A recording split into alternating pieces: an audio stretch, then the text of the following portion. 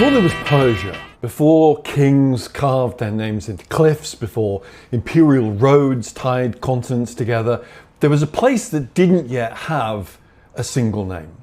If you could stand on the Iranian plateau 4,000 or 5,000 years ago, you wouldn't see a nation, you wouldn't even see a single culture. You would see distance, mountains cutting across the horizon, harsh deserts where almost nothing moves, valleys where small communities cluster around water. And if you stayed long enough, you would notice something else. Movement, people passing through, traders, herders, caravans, small groups carrying stories, objects, habits and beliefs from one region to another. Iran, in its earliest form, is not a fixed civilization, it's a zone of contact. And that matters because it means that what we later call Iranian identity is not invented at a single moment, it's built slowly out of pieces that don't originally belong together. To see how that process begins, we have to start with a civilization that predates Persia entirely, Elam. Elam is one of the oldest organized societies in this region, emerging in the late 4th and early 3rd millennium BCE. Its most important city, Susa, sits on the edge of Mesopotamia in what is now southwestern Iran. And from the beginning, Susa is connected. Archaeologists have found administrative tablets there dating back to around 3000 BCE. Some use early forms of writing that are still only partially understood, what scholars call Proto-Elamite. Others later adopt cuneiform, the writing system of Mesopotamia, but adapt it to local needs. And that alone tells you something important. Elam is not isolated, but it's also not absorbed. It borrows, but it doesn't disappear. We even have diplomatic correspondence that shows how integrated Elam was in the politics of the ancient Near East. In the Amarna letters, these are clay tablets from the 14th century BCE found in Egypt, Elam appears as one of the recognized powers of the time. Elamite kings married into Mesopotamian royal families. At times they were enemies, raiding cities like Ur. At times they were allies, participating in the same diplomatic networks. One Elamite ruler became famous for carrying off monuments from Mesopotamia as war trophies, including the Stele of Hammurabi. That act is destructive, but also revealing. It shows a world in which symbols, laws, and prestige objects circulate across political boundaries. Elam isn't just a background to Mesopotamia, it's part of the same story on its own terms. And yet, even as Elam develops cities, writing, and political institutions, it doesn't define the entire region, because beyond those cities lies something that's much harder to control: the plateau itself. The geography of Iran shapes everything that comes after. The Zagros Mountains form a long barrier running northwest to southeast. To the east, vast deserts make large areas nearly uninhabitable. Between these extremes, there are pockets of fertile land, places where agriculture can sustain settled life. But these pockets are separated. There's no single river system like the Nile or the Tigris or the Euphrates to unify the region. No natural corridor that pulls everything into one center. Instead, what you get is fragmentation. Local cultures develop in relative isolation, then reconnect through trade or migration, then diverge again.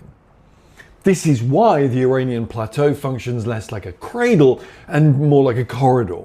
Goods move through it, lapis lazuli from Afghanistan, metals, textiles, livestock. But along with goods come ideas, techniques, stories, rituals, and practices. And over long periods of time, this circulation produces something subtle but important: familiarity without uniformity. People in different parts of the plateau begin to share certain cultural features, even though they remain politically and linguistically distinct. Sometime during the 2nd millennium BCE, new groups begin to enter this already complex environment. We call them Indo-Iranians. The term is modern, but it refers to a set of linguistic and cultural connections. These groups are part of a wider family that also includes the Indo-Aryans of northern India and, more distantly, many European language groups. What distinguishes the Indo-Iranians at this stage is not political organization, but shared tradition. They're largely pastoral, their wealth is measured in livestock, their social structure is based on kinship, extended families, clans, tribal groups. They don't leave behind monumental architecture, not in this early period. What they leave instead is language and ritual. We can partially reconstruct their beliefs by comparing later Iranian texts, especially the Avesta, with early Indian texts, and the similarities are quite striking. There are shared deities, or at least shared categories of divine beings. There are common ritual forms, especially involving fire and sacrifice.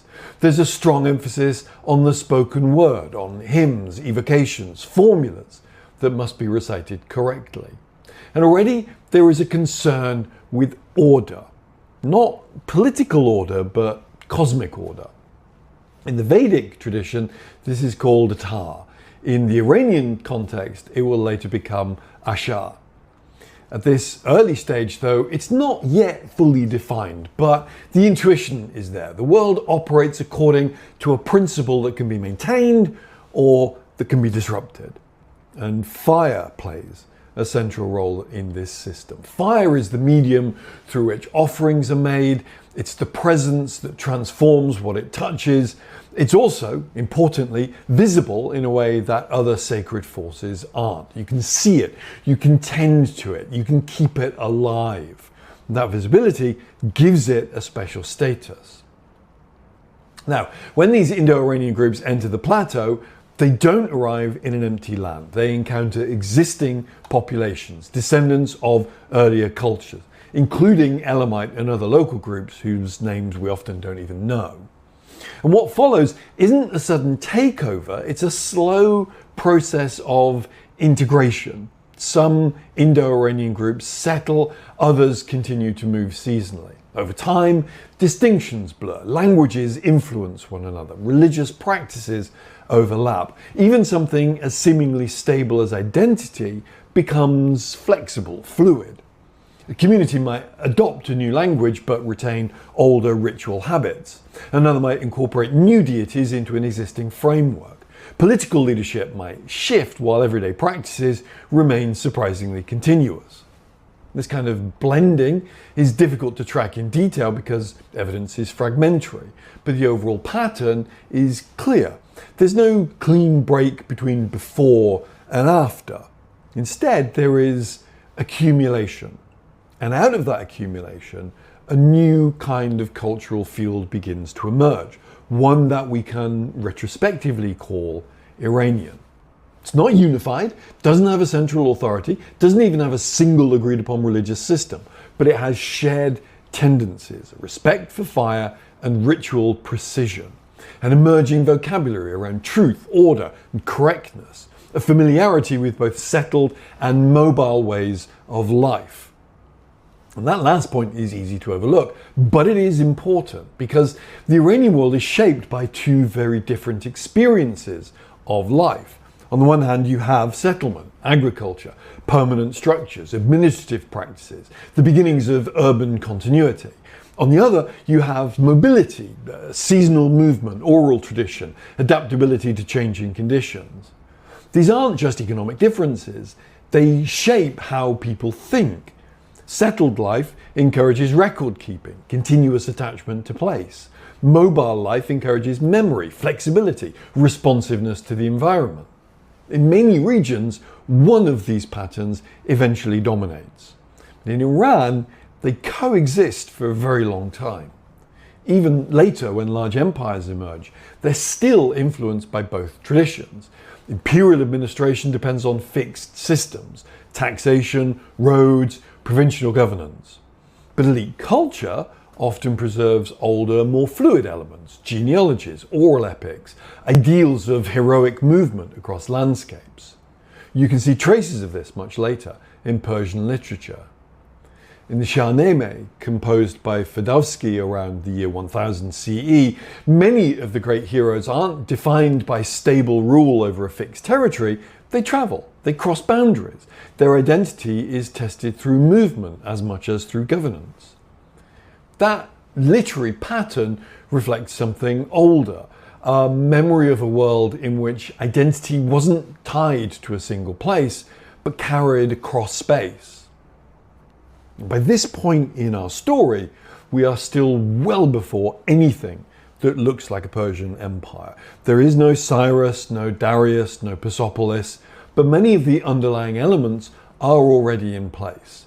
A landscape that resists easy unification, a history of interaction rather than isolation, a set of evolving religious ideas centered on order and its opposite, a culture that holds together both settlement and movement without fully resolving the tension between them. And within that evolving religious landscape, something begins to sharpen. The idea that truth and falsehood aren't just practical concerns, but are fundamental forces. That to speak falsely is not just to make an error, but to align oneself with something destructive. That to act rightly is not just socially beneficial, but is also cosmically significant. Now, first, these ideas are dispersed. They exist in rituals, in inherited phrases, in shared assumptions that are rarely spelled out explicitly. But over time, they begin to cohere. And at some point, perhaps in Eastern Iran, perhaps among the communities that are still partly mobile, these ideas are articulated with unusual clarity by a figure we now call Zoroaster. We don't know exactly when he lived. Estimates vary widely from around 1500 BCE to perhaps closer to 1000 BCE. We don't know precisely where he was born. The sources are late and they're shaped by later traditions. But what we do know is that his teachings represent a turning point.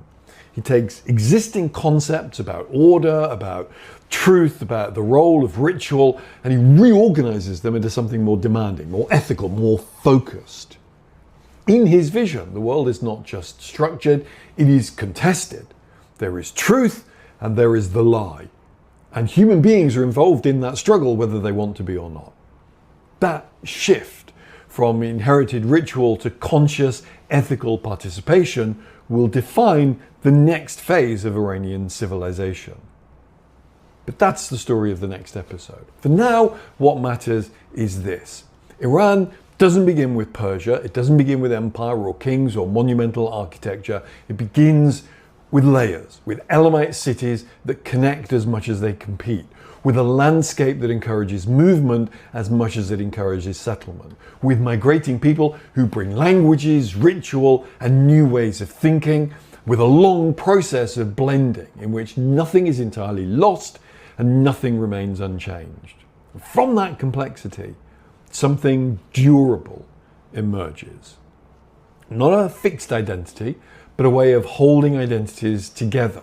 Not a single tradition, but a capacity to absorb and transform traditions over time. That is the foundation on which everything else will be built. And in the next chapter, that foundation will be given a kind of structure, a moral architecture, a vision of the universe in which every human action matters. Because with Zoroaster, the scattered elements of early Iranian thought will become something sharper, more explicit, and far more influential than anything that came before. So please, join me for that. But for now, have a great day.